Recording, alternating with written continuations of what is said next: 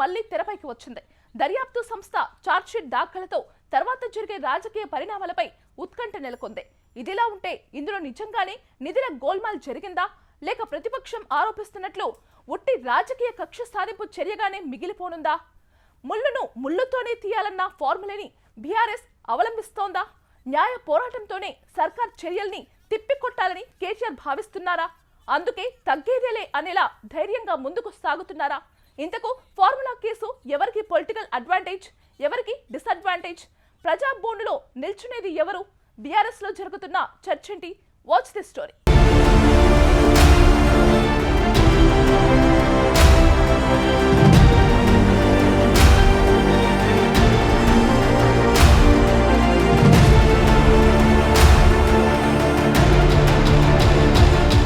కాళేశ్వరం విచారణ తర్వాత బీఆర్ఎస్ను ఎక్కువగా ఇబ్బంది పెడుతున్న అంశం formula E car race case.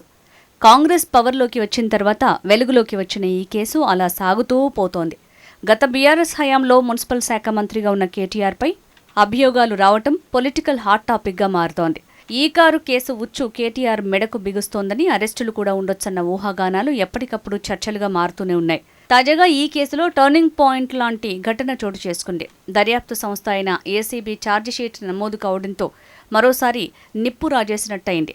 ఉద్దేశపూర్వకంగానే నిధులు పక్కదారి పట్టాయని అధికార కాంగ్రెస్ పార్టీ ఆరోపిస్తోంటే ఇది పూర్తిగా రాజకీయ కక్ష సాధింపు చర్యనంటూ ప్రతిపక్ష బీఆర్ఎస్ ఎదురుదాడికి దిగుతోంది. నిజాల నిగ్గు తేల్చి దోషుల్ని ప్రజల ముందు ఉంచాలని, తర్వాత రాజకీయంగా మైలేజ్ పొందాలని కాంగ్రెస్ చర్యగా కనిపిస్తోంటే తమ తప్పేం లేకపోయినా కావాలనే ప్రభుత్వం ఇబ్బందులకు గురి చేస్తోందనేలా సానుభూతి అస్త్రాన్ని సంధించాలని కారు పార్టీ వ్యూహంగా తెలుస్తోంది. అందుకే ఎవరికి వారు తమ తమ వాదనల్ని ప్రజల్లోకి తీసుకువెళ్లాలని గట్టిగా ట్రై చేస్తున్నారు.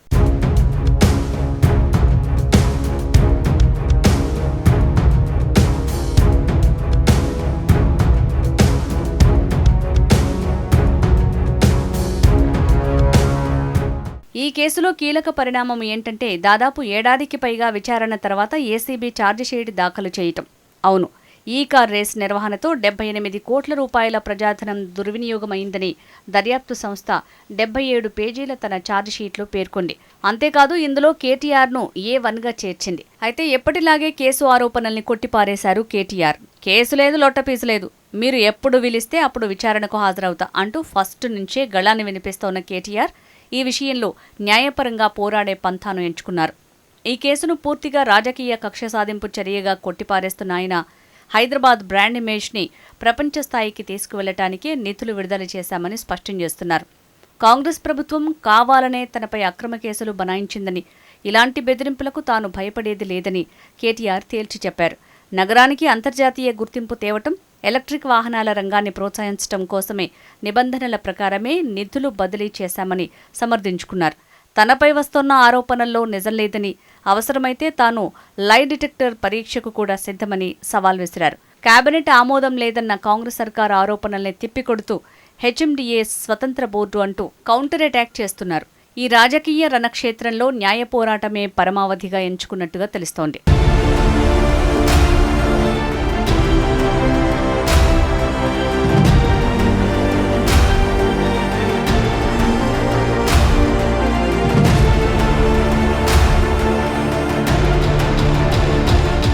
తెలంగాణలో బీఆర్ఎస్ అధికారంలో ఉన్న సమయంలో జరిగిన ఫార్ములా ఈ కార్ రేసింగ్ వివాదాస్పదమైంది. ఈ ఫార్ములా ఈ రేసింగ్ నిర్వహణ కోసం ఒక కంపెనీకి కేబినెట్ నిర్ణయం లేకుండా డబ్బులు పంపించారని ఆరోపణలు వచ్చాయి. దీనిపై ఏసీబీ విచారణకు కాంగ్రెస్ ప్రభుత్వం ఆదేశించడంతో విచారణ కొనసాగుతూ వస్తోంది. దాంట్లో భాగంగా జూలై 31న ఏసీబీ ప్రత్యేక కోర్టు విచారణ ప్రారంభించింది. ఈ కేసులో A1గా ఉన్న కేటీఆర్ నాంపల్లిలో ఏసీబీ కోర్టు ముందు విచారణకు హాజరయ్యారు. ఇంతవరకు బాగానే ఉన్న ఈ కేసు విచారణలో కేటీఆర్కు వ్యక్తిగత డ్యామేజ్ అవడంతో పాటు బీఆర్ఎస్ పార్టీకి కూడా డ్యామేజ్ అవుతుందని పార్టీ నేతలు భావిస్తున్నారు. డ్యామేజ్ కంట్రోల్లో భాగంగా బీఆర్ఎస్ కొత్త వ్యూహాన్ని అమలు చేయాలని భావిస్తోంది.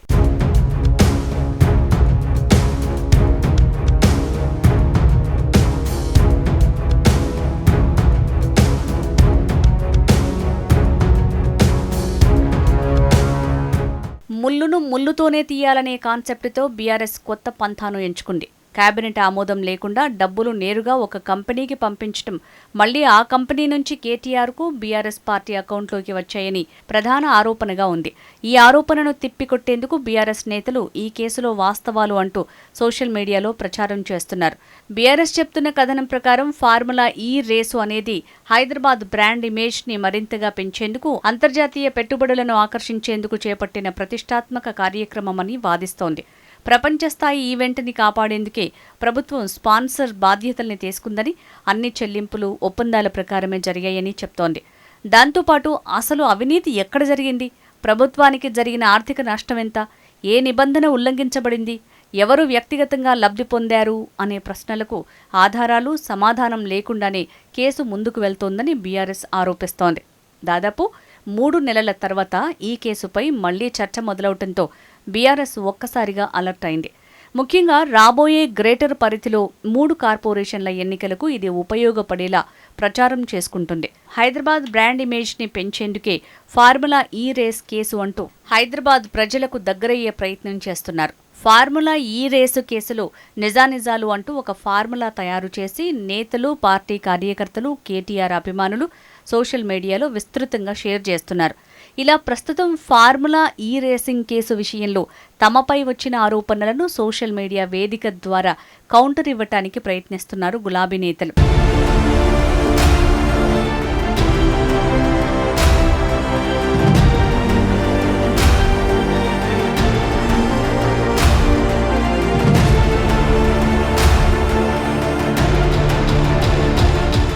అంతా రూల్స్ ప్రకారమే జరిగాయి, ఎక్కడా అవినీతి లేదు, రాజకీయ కక్షతోనే ఈ రేసుపై తప్పుడు ప్రచారం చేస్తున్నారని అంటోంది బీఆర్ఎస్. లావాదేవీలు అన్ని కళ్ల ముందే ఉన్నాయని, ఎక్కడా నిధులు పక్కదారి పట్టలేదని చెప్తున్నారు. కావాలనే కాంగ్రెస్ తప్పుడు ప్రచారం చేస్తోందని ఆరోపణల్ని ఖండిస్తున్నారు. ఇప్పటికే ఫార్ములా ఈకి సంబంధించి అన్ని ఆధారాలు సమర్పించడం, ఎలాంటి విచారణకైనా సిద్ధమంటోంది బీఆర్ఎస్. కోర్టు విచారణకు కూడా హాజరయ్యారు కేటీఆర్. ఇప్పుడు ఎక్కడ ఎలాంటి విచారణకైనా సిద్ధమనే సంకేతాలిస్తున్నారు. ఈ కేసు విషయంలో ప్రభుత్వం మొదట్నుంచి చట్టం తన పని తాను చేసుకుంటోందని చెప్తోంది. దర్యాప్తు సంస్థలు సేకరించిన ఆధారాల మేరకే కేసు ముందుకు వెళ్తోందని అధికార వర్గాలు అంటున్నాయి. అయితే ఈ కేసు ప్రభావం తెలంగాణ రాజకీయాలపై కూడా దీర్ఘకాల ప్రభావం చూపుతుందా? ఈ కేసుపై బీఆర్ఎస్ చేస్తోన్న కౌంటర్ అటాక్ని జనాలు ఎలా రిసీవ్ చేసుకుంటారు? రాబోయే ఎన్నికల్లోనూ ప్రధాన రాజకీయ అస్త్రంగా మారుతుందా? వేచి చూడాలి. అసలు ఈ కేసు నిలుస్తుందా లేక పొలిటికల్ వెండెట్టాగా మిగిలిపోతుందా అనేది కాలమే సమాధానం చెప్పాలి.